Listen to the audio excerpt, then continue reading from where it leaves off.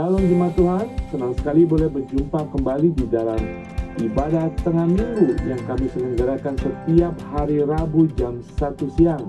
Kami dari Gereja ICA Jemaat Indonesia yang ada di Hong Kong, senang sekali boleh mengunjungi saudara, bersama-sama kita boleh menyembah, memuji Tuhan, bersama-sama kita boleh mendengarkan firman Tuhan di tengah-tengah minggu.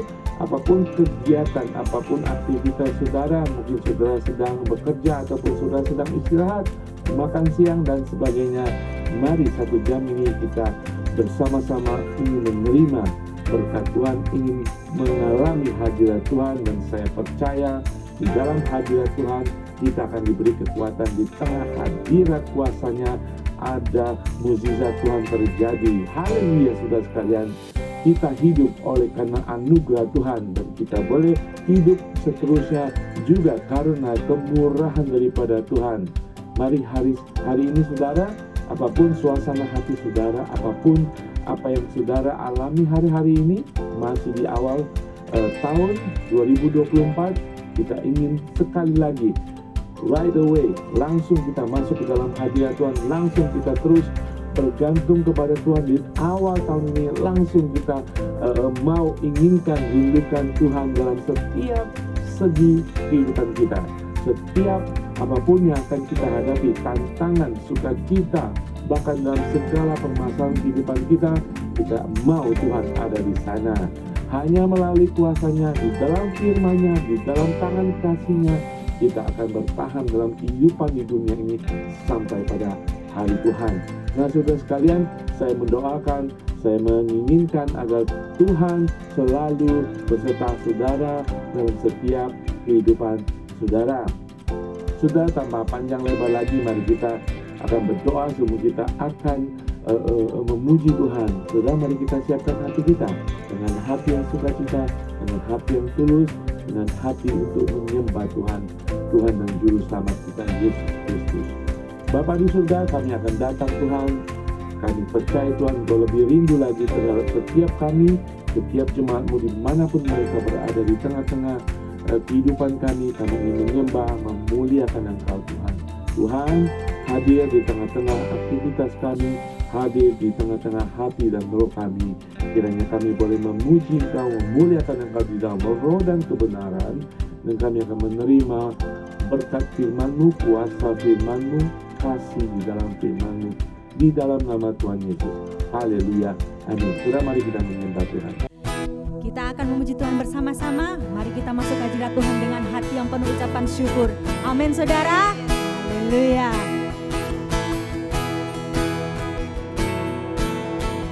Masuk hadirat-Nya dengan hati bersyukur. Masuk gerbang-Nya dengan pujian.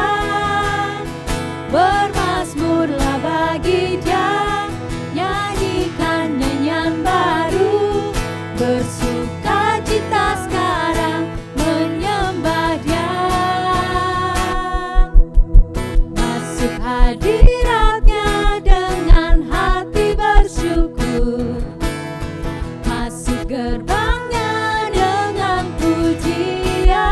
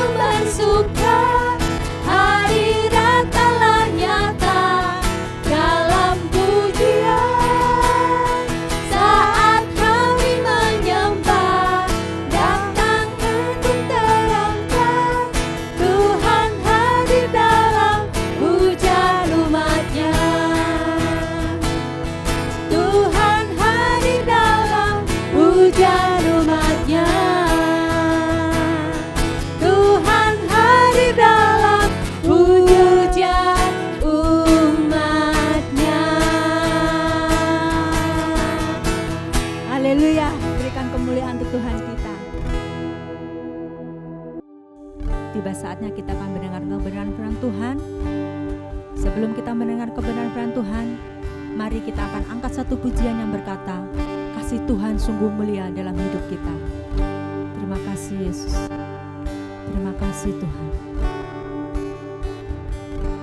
Kasih Tuhan sungguh mulia,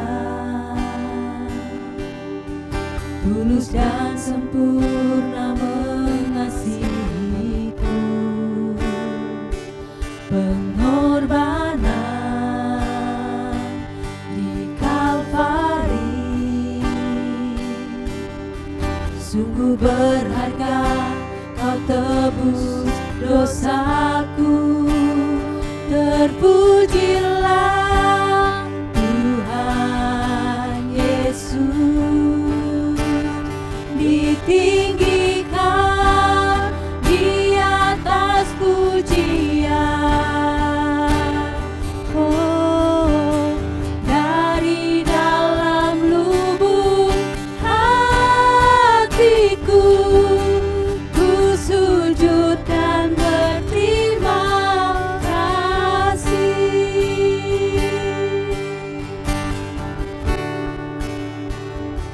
Kasih Tuhan tak bersyarat, tak seperti cinta yang ada di dunia. Selalu memberi lebih dari yang layak ku terima di hidupku. Terpujilah Tuhan Yesus, ditinggikan di atas pujian. Oh, dari dalam lubuk hatiku, ku sujud dan berterima kasih. Terpujilah, terpujilah Tuhan Yesus, ditinggikan di atas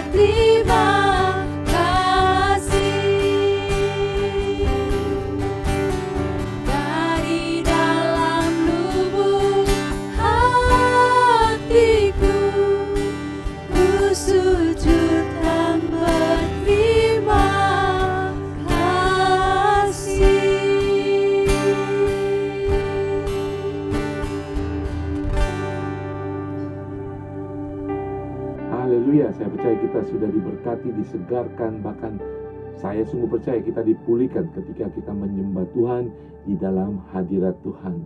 Hati kita diperbaharui dengan mengagungkan Tuhan kita. Hati kita disegarkan ketika kita memuja Tuhan kita.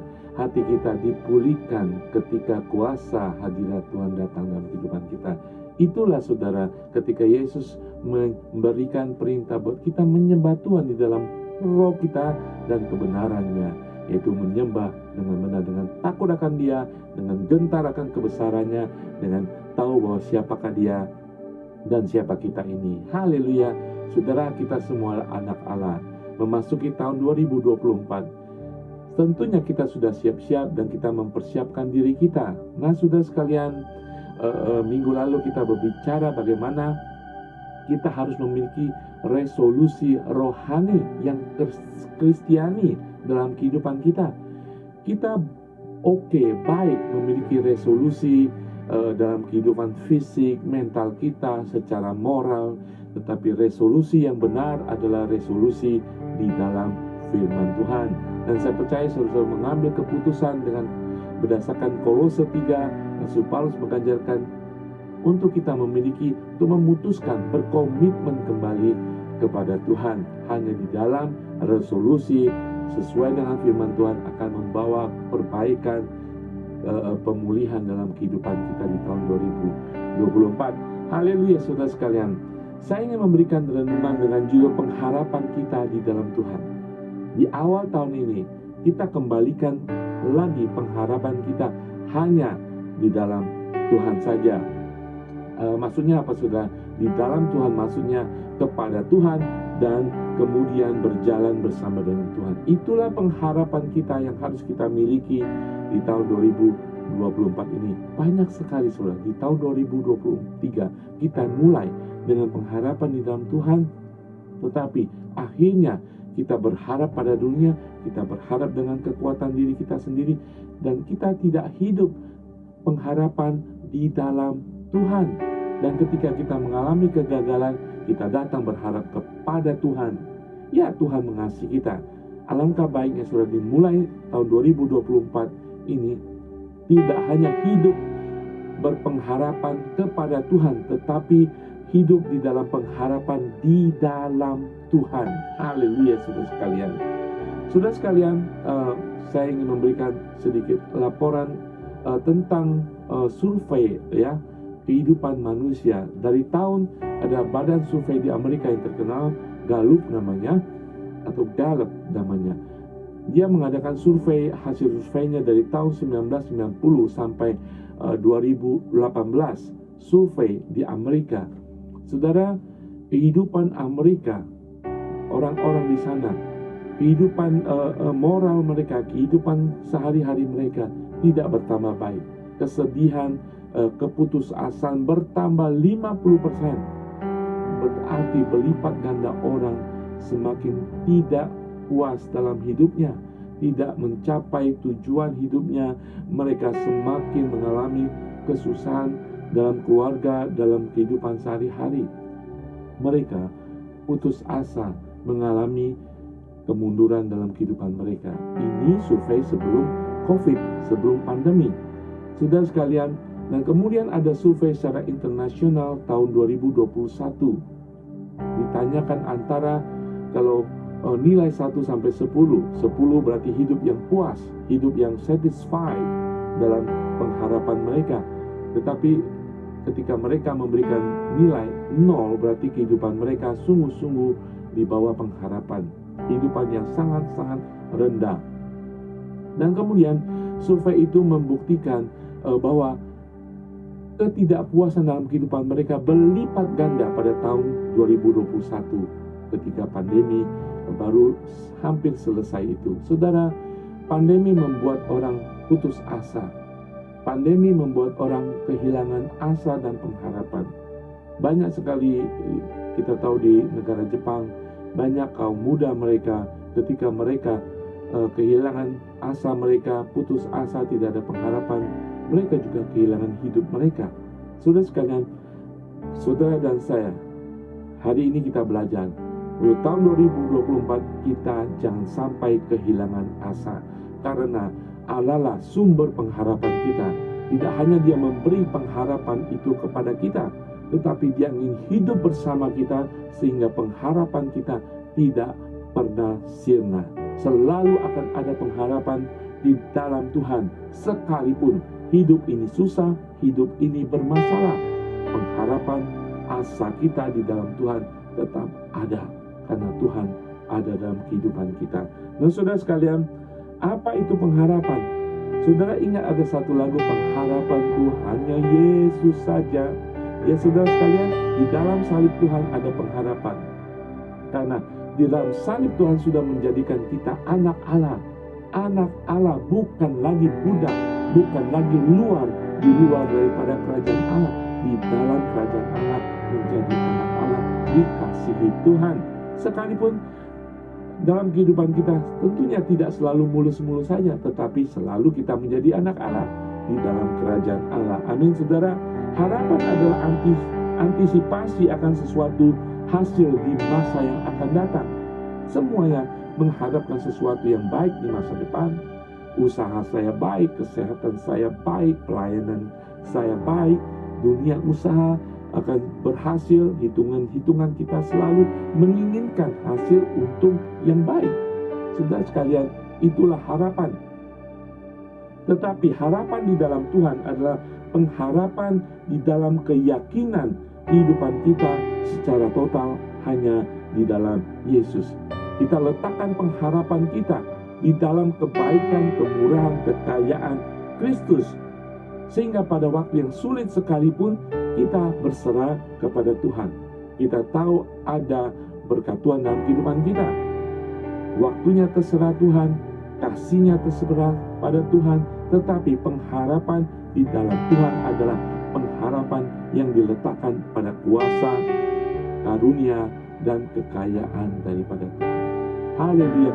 Bukankah kita ingin selalu berhasil, ingin selalu diberkati, tetapi ingat pengharapan kita di dalam Tuhan.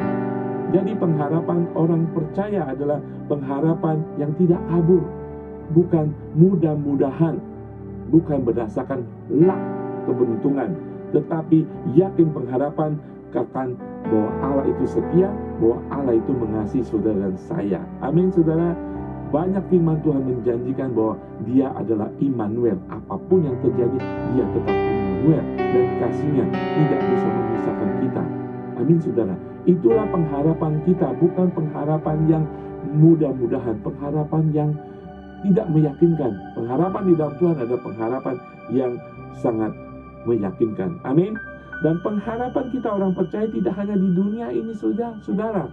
Itu pengharapan orang-orang dunia. Tahun ini saya akan sukses, tahun depan saya akan lebih sukses lagi. Pengharapan kita beyond saudara. Tuhan memberkati kita di tahun ini, Tuhan menyertai kita di tahun ini, tetapi pengharapan kita beyond, pengharapan kita bernilai kekekalan saudara. Sehingga ada satu istilah namanya the blessed hope, pengharapan yang diberkati. Ketika tidak ada pengharapan menurut ukuran dunia ini saudara, kita memiliki pengharapan di dalam kekekalan. Bahwa suatu saat ketika dunia mengalami kehancuran, tidak ada masa depan bagi dunia, kita memiliki pengharapan yang terberkati, yaitu bersama dengan Tuhan. Itulah pengharapan orang-orang percaya, tidak sementara tetapi bersifat kekekalan. Haleluya. Mari kita lihat bacaan kita hari ini. Di dalam Mazmur 130 ayat 1 sampai 8 mengatakan demikian. Nyanyian ziarah dari jurang yang dalam aku berseru kepadamu ya Tuhan. Tuhan, dengarkanlah suaraku. Biarlah telingamu menaruh perhatian kepada suara permohonanku. Jika engkau ya Tuhan mengingat-ingat kesalahan-kesalahan, Tuhan siapakah yang dapat tahan? Tetapi padamu ada pengampunan supaya engkau ditakuti orang. Ayat 5 mengatakan, aku menanti-nantikan Tuhan, jiwaku menanti-nanti dan aku mengharapkan firman-Nya. Jiwaku mengharapkan Tuhan lebih daripada pengawal mengharapkan pagi, lebih daripada pegawai mengharapkan pagi. Berharaplah kepada Tuhan, hai Israel, sebab pada Tuhan ada kasih setia, dan Ia banyak kali mengadakan pembebasan. Dialah yang akan membebaskan Israel dari segala kesalahannya. Saudara, Mazmur 130 adalah bagian daripada Mazmur ziarah, yaitu setahun sekali kaum muda, orang yang sudah dewasa, laki-laki akan, dari manapun mereka tinggal, akan naik ke Bukit Sion, ke Bait Suci. Nah, ketika mereka berjalan ke Bukit Sion itu, hari-hari mereka berjalan kaki, mereka menyanyikan mazmur-mazmur, saudara. Dan salah satu adalah mazmur ini, maka disebut Mazmur ziarah. Mereka itu bergerombolan dari satu desa. Mereka tahu pengharapan mereka adalah di Zion, di dalam Tuhan, di dalam kuasa Yahweh, sehingga mereka menyanyikan ini. Nyanyian ini sungguh luar biasa, saudara. Ketika mereka ada di jurang, mereka katakan, mungkin dalam kesusahan hidup mereka setahun sebelumnya, hari-hari itu, tetapi mereka tahu ada pengharapan di dalam Yahweh, Allah dan Tuhan mereka. Mereka menyanyikan itu. Dan tetapi kalau kita lihat apa yang dinyanyikan, mereka tahu bahwa mereka bersalah. Mereka memohon pengampunan daripada Tuhan, untuk kemudian mereka memiliki sikap yang benar, yaitu menanti-nantikan janji Tuhan, firman Tuhan. Mereka berharap hanya kepada firman kebenaran Tuhan, janji-janji Tuhan. Tetapi mereka ada sesuatu proses pengampunan mereka minta. Dengan sikap hati mereka menantikan Tuhan dan berharap kepada Tuhan. Karena mereka tahu, ketika bagian akhir ayat 7-8 mengatakan, mereka melihat Tuhan pernah melakukan kebaikan, pembebasan, dan mereka percaya pengharapan mereka tidak pernah akan gagal di dalam Tuhan. Karena Tuhan akan membebaskan apapun yang mereka hadapi. Tuhan akan menolong mereka. Kemurahan Tuhan, kasih setia Tuhan adalah dasar dari pengharapan mereka, bahwa Yahweh baik dalam kehidupan mereka. Generasi sebelumnya, Allah Yahweh itu tetap penuh dengan kasih setia dalam kehidupan mereka yang akan datang. Itulah Tuhan kita. Dalam perjanjian baru, Yesus yang lebih dahsyat lagi, oleh kuasa darahnya kita menjadi anak Allah. Pengharapan kita adalah pengharapan yang pasti, yang terberkati, dan tidak pernah mengecewakan. Asal kita memiliki pengharapan di dalam Tuhan, bukan hanya kita menerima berkat Tuhan, amin, dan kita meninggalkan Tuhan, tetapi pengharapan kita hidup di dalam Tuhan, bagi Tuhan, oleh Tuhan, dan bagi kemuliaan Tuhan. Itulah pengharapan kita, tidak pernah akan meninggalkan hidup kita. 2024 ini, mari kita hidup di dalam pengharapan seperti itu. Nyanyikan nyanyian harapan saudara di hadapan Tuhan, sekalipun saudara ada di jurang saat ini. Seperti bangsa Israel, ketika mereka mungkin berada di dalam jurang, mereka tetap berharap kepada Tuhan. Mereka tetap memandang tinggi ke Bukit Zion itu. Saudara, sekalipun kita di jurang dalam kehidupan kita, mungkin di tahun 2024 ada hari-hari kita di lembah kekelaman, mari pandang ke atas, pandang kepada Yesus, sumber Allah yang menjadi pengharapan kita, yang tidak pernah akan meninggalkan kita. Beberapa ayat menjelaskan bagaimana pengharapan itu sungguh-sungguh kita letakkan di dalam Tuhan. Di dalam Yeremia 17 ayat 7, kita tahu bahwa kitab Yeremia adalah ditulis oleh Nabi Yeremia memperingati bangsa Israel pada saat itu, yang saat itu akan menuju kehancurannya, karena mereka berdosa di hadapan Tuhan, dan Tuhan mungkin akan sudah menghukum ketika mereka tidak bertobat. Disinilah Nabi Yeremia mengingatkan bangsa Israel dalam pengharapan. Yeremia 17 ayat 7 mengatakan, diberkatilah orang yang mengandalkan Tuhan, yang menaruh harapannya pada Tuhan. Ketika saudara berharap kepada Tuhan, ada berkat rohani, ada berkat jasmani kalau kita mengandalkan dan berharap kepada Tuhan saja.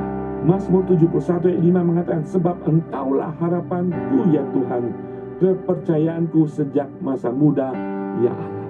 Pemazmur ini menjelaskan banyak kali dalam kehidupannya, ketika dia masih muda, dia berharap kepada Tuhan dan terbukti pengharapan dia tidak sia-sia.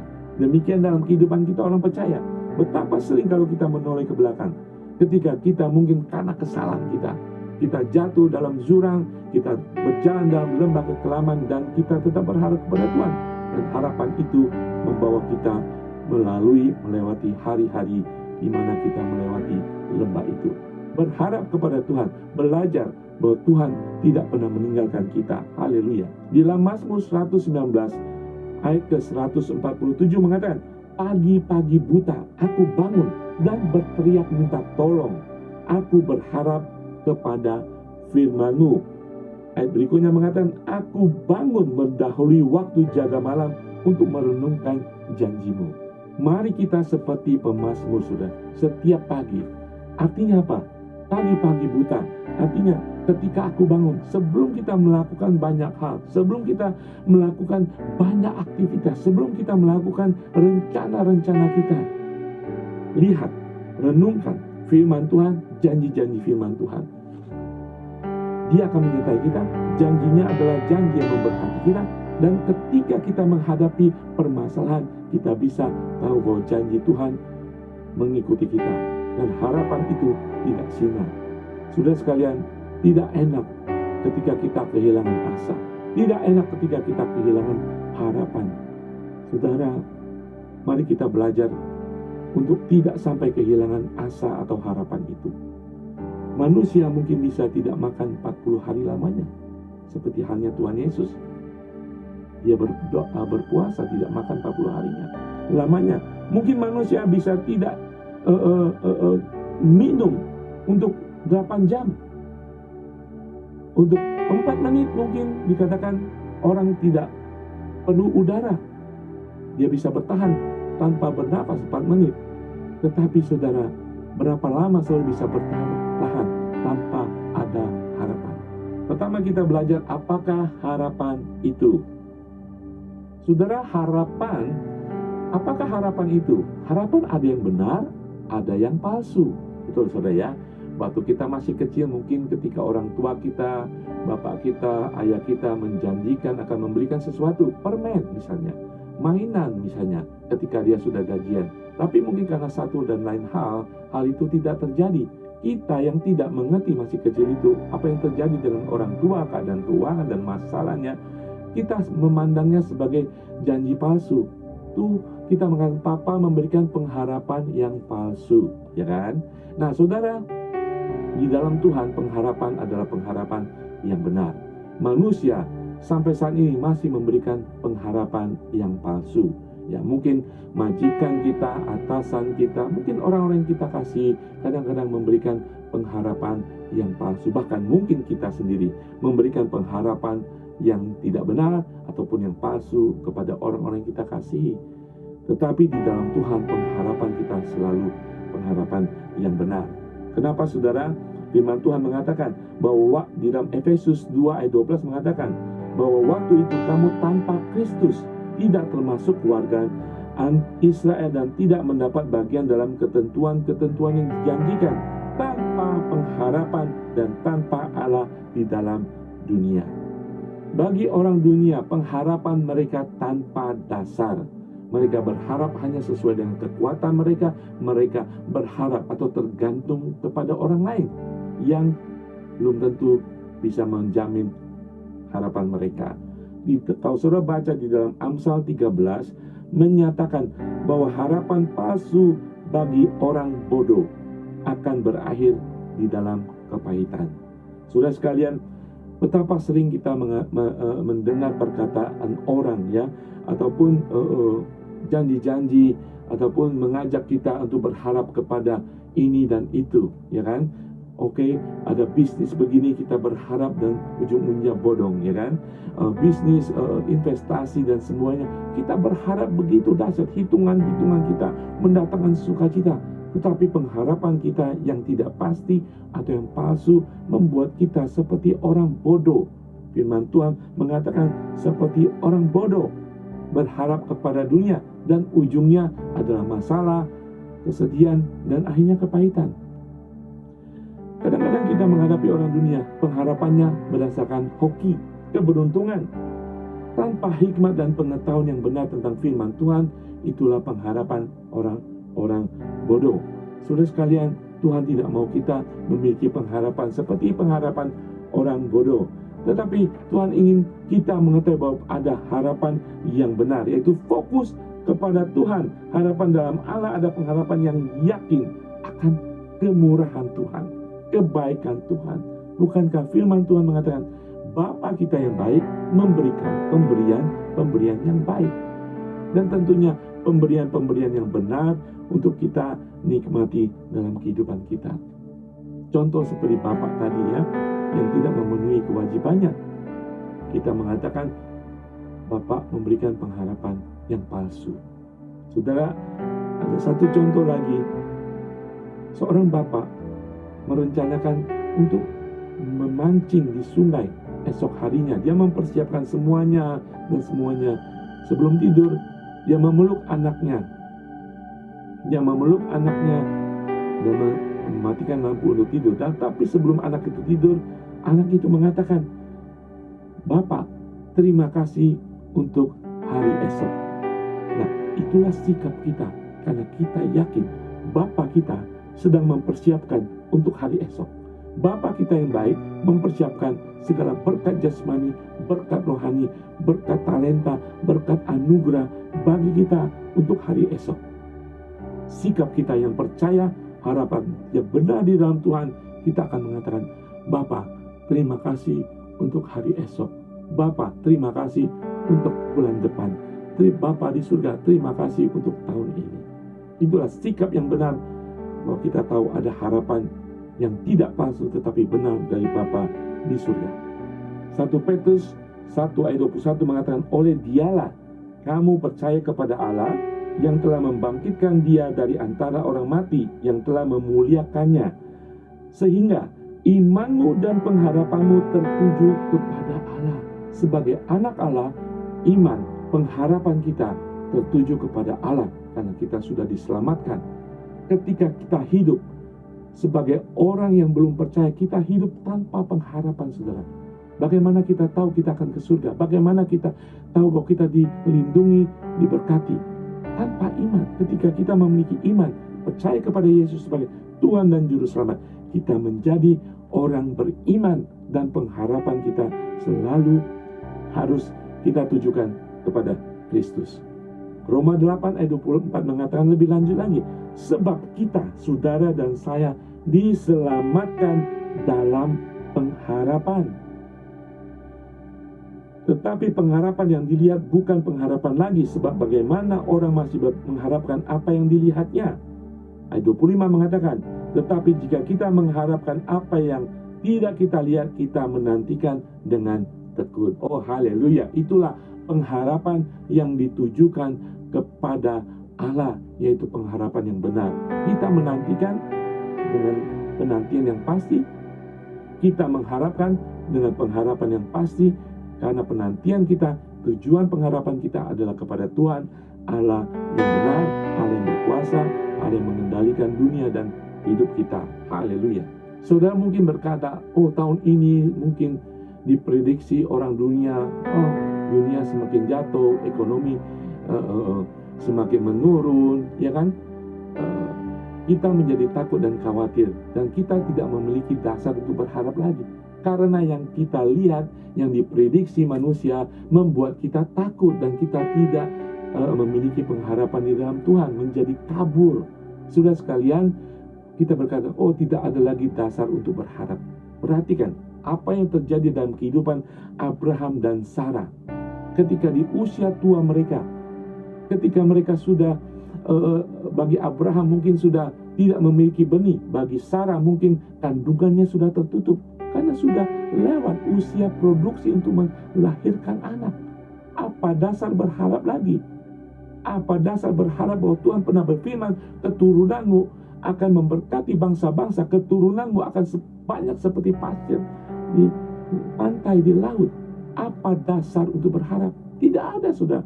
Tetapi di dalam Tuhan selalu ada dasar untuk berharap. Bukan pada yang kelihatan, bukan pada dunia, tetapi kepada Allah yang benar.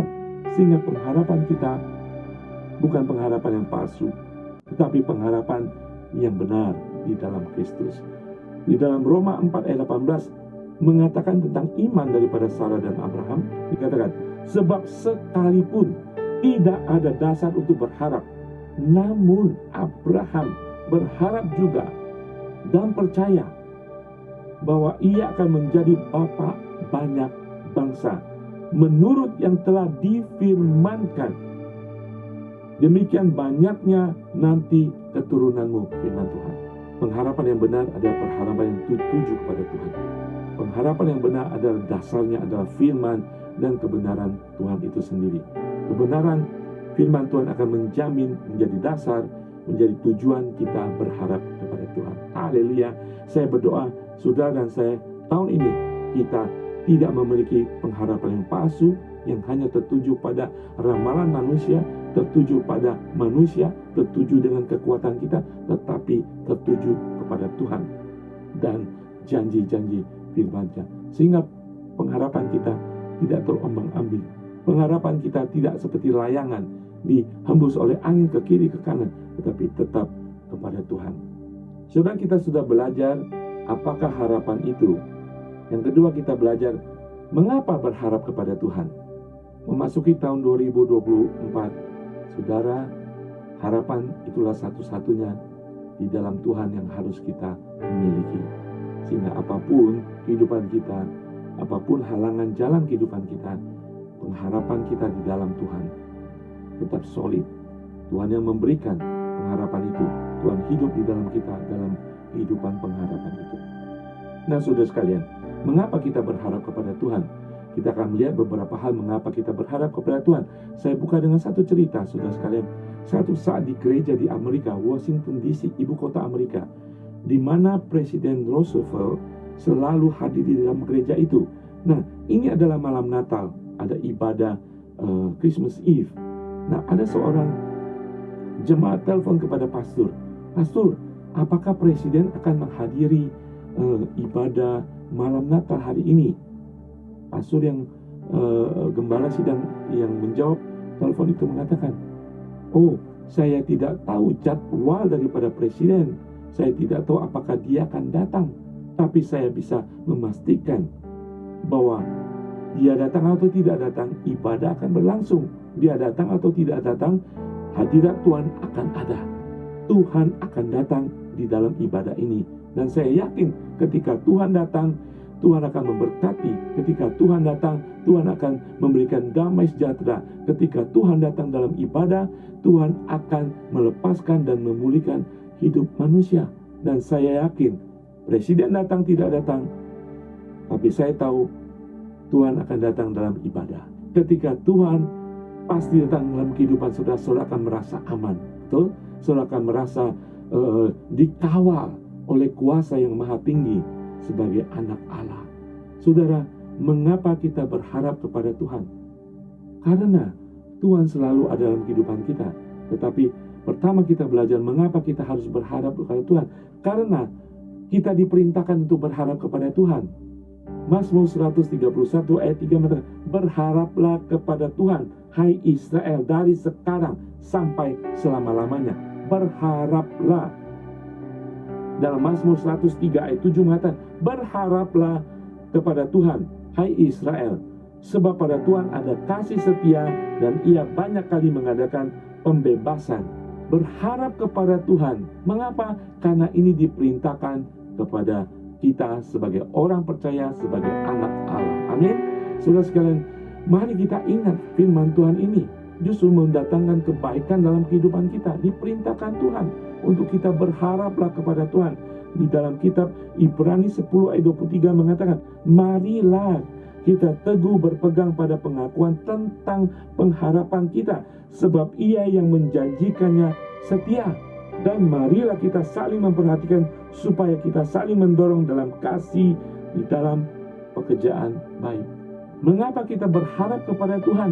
Tidak hanya kita diperintahkan, tetapi diperlukan pada saat kita mengalami pencobaan. Ketika di dalam pencobaan kita kehilangan akal, kehilangan teman, kehilangan asa, kehilangan kesempatan, kehilangan segala-galanya. Disinilah kita perlu pengharapan di dalam Tuhan.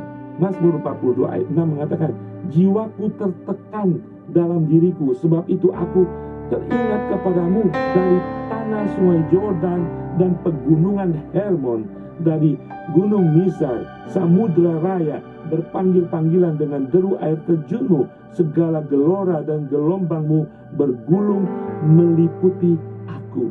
Kemudian di ayat 11 mengatakan, mengapa engkau tertekan hai jiwaku, dan mengapa engkau gelisah di dalam diriku? Berharaplah kepada Allah, sebab aku bersyukur lagi kepadanya, penolongku dan Allahku. Pengharapan di dalam Tuhan sangat-sangat kita perlukan ketika suatu saat kita mengalami pencobaan. Permasalahannya, ketika jiwa kita tertekan, bangunkan jiwa saudara seperti pemazmur, bahwa Tuhan melindungi kita. Mungkin kita tidak melihat Tuhan sedang melindungi kita. Di dalam perlindungan Tuhan ada pertolongan yang diperlukan. Makanya berharap kepada Tuhan.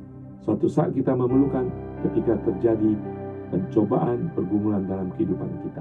Tidak hanya pengharapan kita di dalam Tuhan adalah perintah daripada firman Tuhan itu sendiri yang kita perlukan ketika menghadapi pencobaan, tetapi pengharapan di dalam Tuhan juga memberikan rasa aman, restful. Kita bisa percaya dan istirahat di dalam janji firman Tuhan, dan juga mendatangkan sukacita. Mazmur 146 ayat 5 mengatakan, berbahagialah orang yang mempunyai Allah Yakub sebagai penolong, yang harapannya pada Tuhan Allahnya. Yeremia 14:22 mengatakan, adakah yang dapat menurunkan hujan di antara dewa kesia-siaan bangsa-bangsa itu? Atau dapatkah langit sendiri memberi hujan lebat? Bukankah hanya Engkau saja, ya Tuhan Allah kami, pengharapan kami, yang membuat semuanya itu? Saudara, pengharapan di dalam Tuhan yang pasti tidak akan membuat kita malu dan tidak akan membuat kita kecewa. Pengharapan di dalam Tuhan membawa kita untuk menikmati rasa aman di dalam perlindungan Tuhan. Apapun yang kita lalui, alami dalam kehidupan kita. Tidak hanya itu, pengharapan di dalam Tuhan juga membawa sukacita.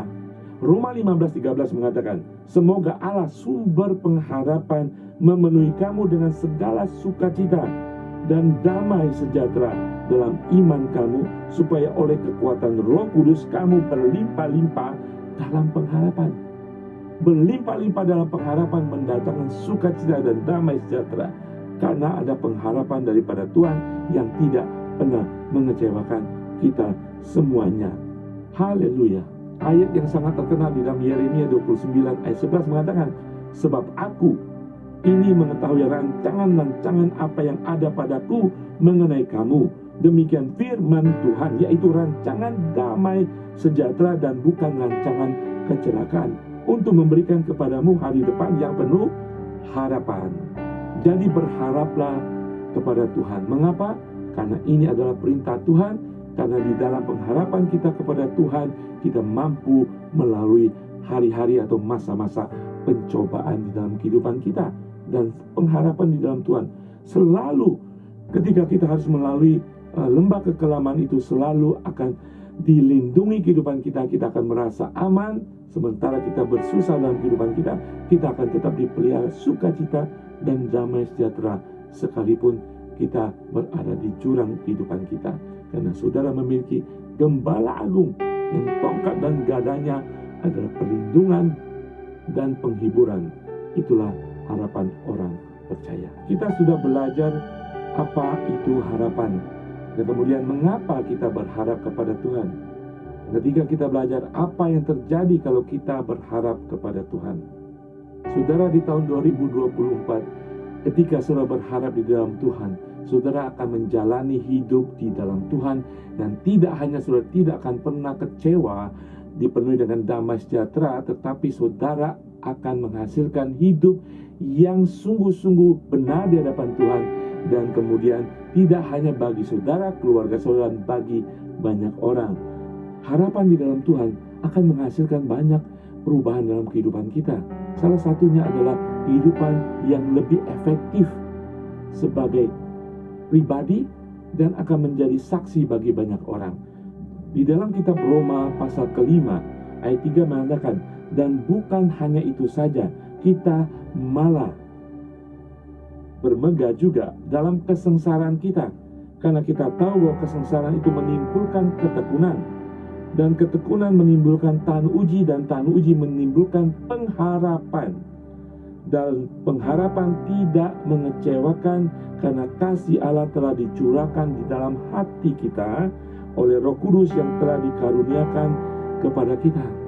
Saudara, kalau kita balik firman Tuhan ini, Tuhan sudah memberikan kasih karunia kepada kita dan kuasa Roh Kudus karena kasih setianya. Kemudian di dalam pengharapan itu kita akan bertekun, kita akan tahan uji apapun kesengsaraan pergumulan yang kita alami. Saudara, berharap kepada Tuhan karena kasih Allah dalam kehidupan kita membuat saudara tahan uji. Orang yang tough ketika menghadapi pertentangan, oposisi, hinaan, saudara akan tough, tahan uji dalam melewati segala kesusahan. Saudara akan menjadi orang yang tegar karena pengharapan itu tetap ada dalam kehidupan saudara. Jadi pengharapan di dalam Tuhan akan menghasilkan pribadi-pribadi umat Tuhan yang percaya tidak pada diri sendiri tetapi percaya kepada Tuhan, kepada kuasa Tuhan.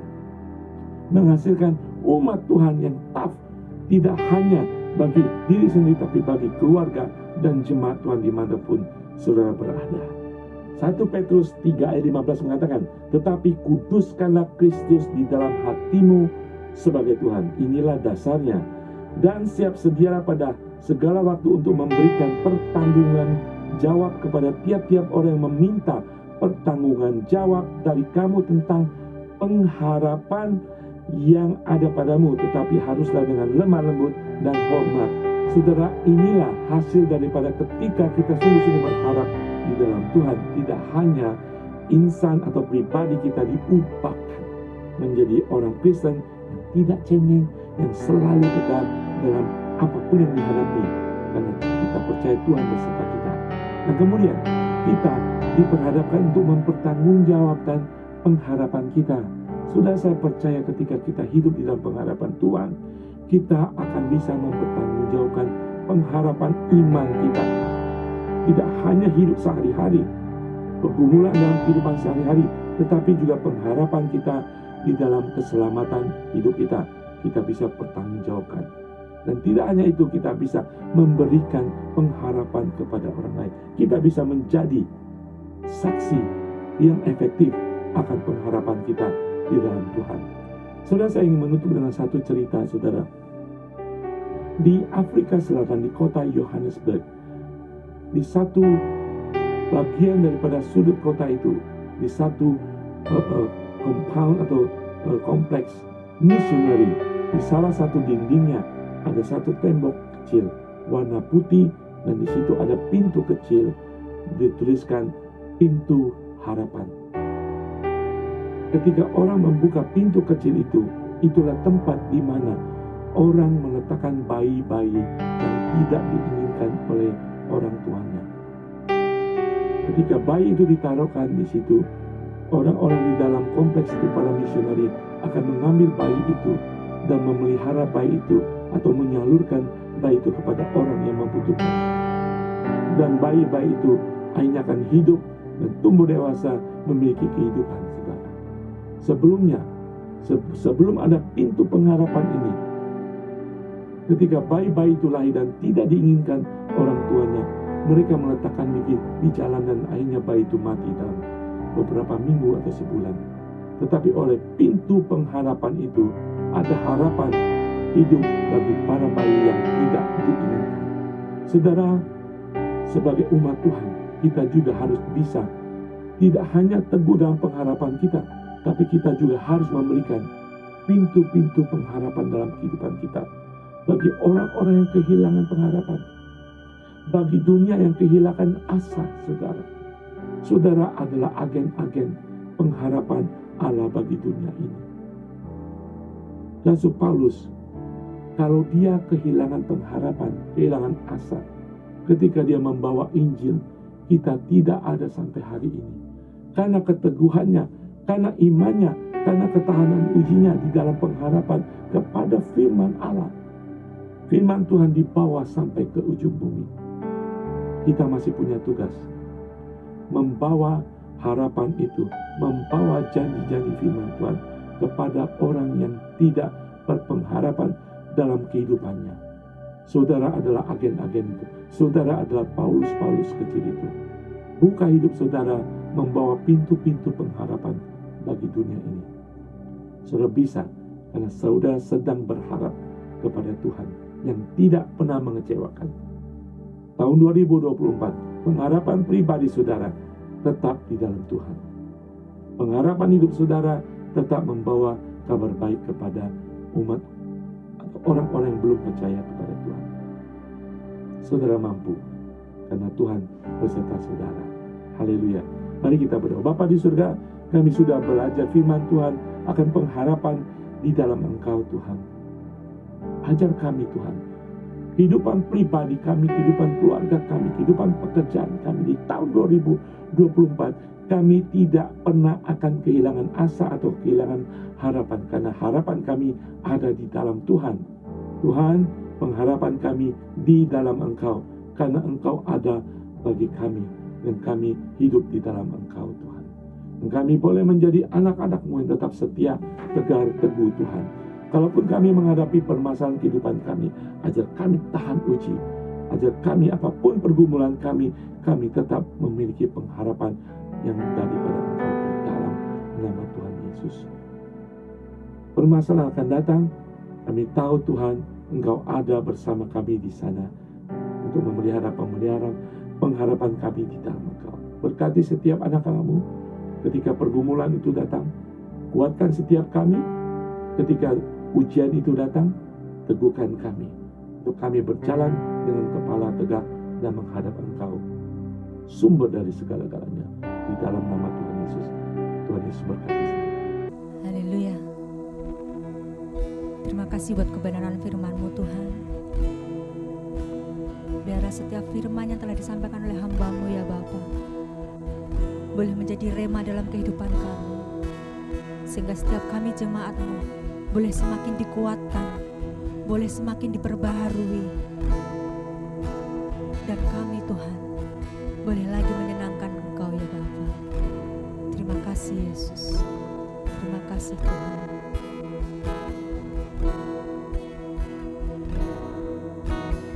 Engkau Tuhan yang setia, sumber kekuatanku.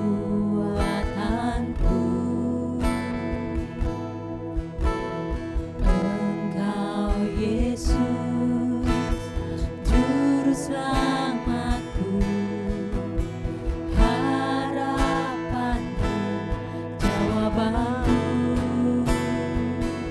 Yesus, Kau segalanya bagiku, Tuhan dan Rajaku.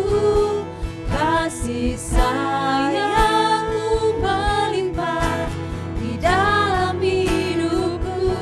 Salib-Mu tebusku, bebaskanku, sembuhkan aku. Ku percaya mujizat-Mu ku alami sekarang ini. Mari jemaat Tuhan, lebih lagi kita memujikan lagu ini dari awal. Engkau Tuhan yang setia, sumber kekuatanku.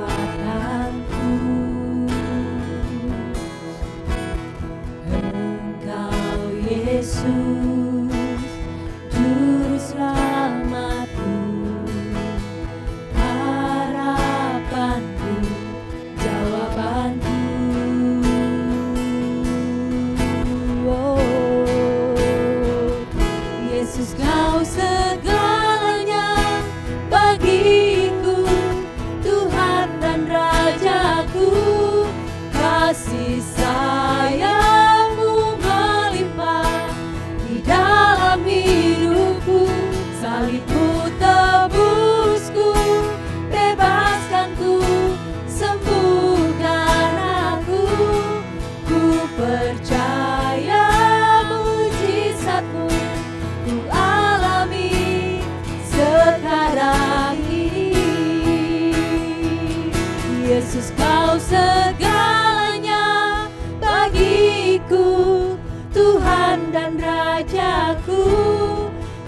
kasih sayang-Mu melimpah di dalam hidupku. Salib-Mu tebusku, bebaskanku, sembuhkan aku. Ku percaya mujizat-Mu ku alami sekarang ini. Salib-Mu tebusku, bebaskanku, sembuhkan aku. Ku percaya mujizat-Mu ku alami sekarang ini. Salib-Mu tebusku, bebaskanku, sembuhkan aku.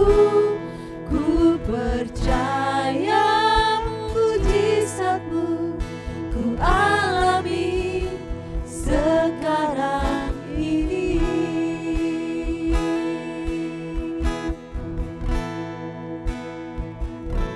Haleluya, saudara sekalian, kita belajar hari ini dan kita tahu pengharapan orang percaya hanya di dalam Tuhan.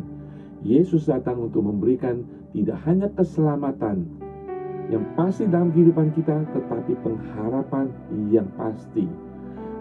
Tuhan tahu, Dia tahu kita semuanya sebagai murid-muridnya sama hanya dengan kedua belas murid awal dalam pelayanannya di muka bumi ini. Yang Dia tahu pasti akan mengalami segala pencobaan pergumulan ketika mereka membawa amanah agung sampai ke ujung bumi. Yesus tahu banyak sekali hal-hal yang akan terjadi dalam kehidupan mereka. Bahkan mereka akan kehilangan nyawa mereka dalam pelayanannya. Tuhan memberikan pengharapan yang pasti kepada mereka. Bahkan Tuhan berdoa bagi mereka, juga bagi saudara dan saya, agar kita tetap teguh, tetap bertahan, tetap melayani, dan tetap membawa kabar Injil, firman Tuhan sampai ke ujung bumi. Pengharapan hanya di dalam Tuhan. Pengharapan di dalam Tuhan adalah pengharapan yang pasti. Pengharapan yang pasti itu tidak mengecewakan kita. Pengharapan yang tidak mengecewakan akan mendatangkan damai sejahtera di tengah-tengah apapun yang kita hadapi. Haleluya. Itulah sukacita hidup sebagai anak Allah. Selalu akan ada pengharapan yang pasti di dalam nama Tuhan kita, Yesus Kristus. Immanuel. Haleluya. Itulah kekuatan jiwa bagi kita, kekuatan roh bagi kita dalam kehidupan kita. Amin, saudara. Kita akan menutup ibadah hari ini. Saya percaya saudara diberkati dan bagikan pengharapan itu kepada orang lain. Pengharapan itu tidak hanya berhenti dalam kita, tetapi mengalir. Dan kita tahu bahwa pengharapan dalam Kristus tidak berhenti di kita, tetapi bagi orang lain. Dunia putus asa, dunia kehilangan pengharapan. Kitalah pembawa pengharapan Kristus bagi dunia ini. Amin, saudara. Haleluya. Saya akan berdoa bagi saudara dan kita semua, termasuk saya, dipakai Tuhan sebagai agen-agen penyaluran pengharapan yang pasti itu. Amin, saudara. Dan kita akan berdoa juga bagi bangsa Indonesia, agar Tuhan memberkati Indonesia pada masa-masa kegiatan politik menjelang pemilu. Tuhan melindungi, Tuhan memberikan kesejahteraan bagi bangsa Indonesia untuk tahun-tahun yang akan datang. Dan saya akan berdoa bagi teman-teman jemaat Tuhan dimanapun yang mungkin hari-hari ini mengalami sakit dan penyakit dalam kehidupan. Ya, haleluya. Mari kita berdoa. Bapa di surga, terima kasih Tuhan. Tuhan, kami menyerahkan hidup kami Tuhan. Ketika kami belajar bahwa kami memiliki pengharapan di dalam Tuhan yang tidak pernah terambil dari kami Tuhan.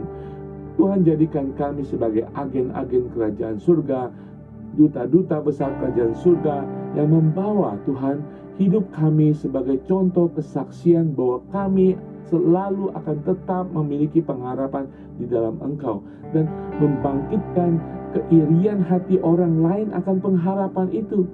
Mereka akan meminta Tuhan pengharapan itu dari kami. Kami akan mengajarkan, kami akan membagikan janji Injil, sukacita Injil itu, bahwa di dalam Injil Kristus ada pengharapan.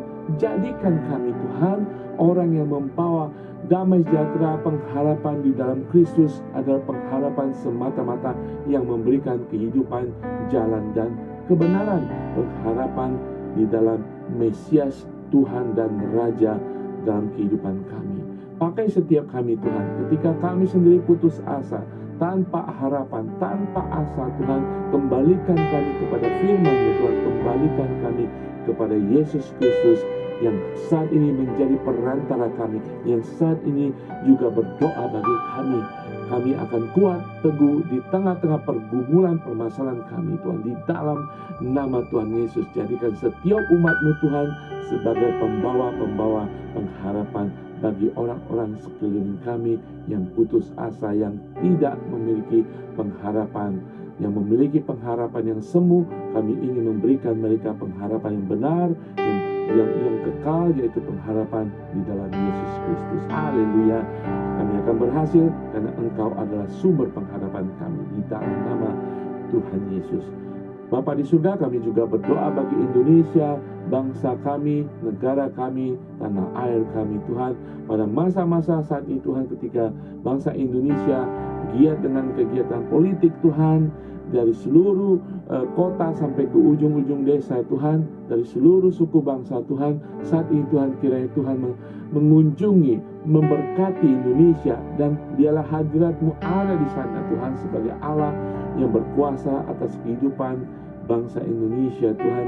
Kami mendoakan Tuhan, kami membawa bangsa Indonesia Tuhan, yang saat ini Tuhan, yang sedang bergiat Tuhan dalam menjelang pemilu Tuhan. Kiranya Tuhan memberikan sukacita dan juga memberikan kesejahteraan, dan ada kedamaian di dalam bangsa Indonesia saat ini sampai pada bulan Februari tanggal 14 ketika pemilu terjadi Tuhan, dan juga Tuhan mengawal Tuhan proses pemilihan umum, pemilihan presiden, pemilihan wakil-wakil rakyat Tuhan, sehingga semua berjalan dengan baik, dengan mulus, tanpa ada sesuatu yang terjadi.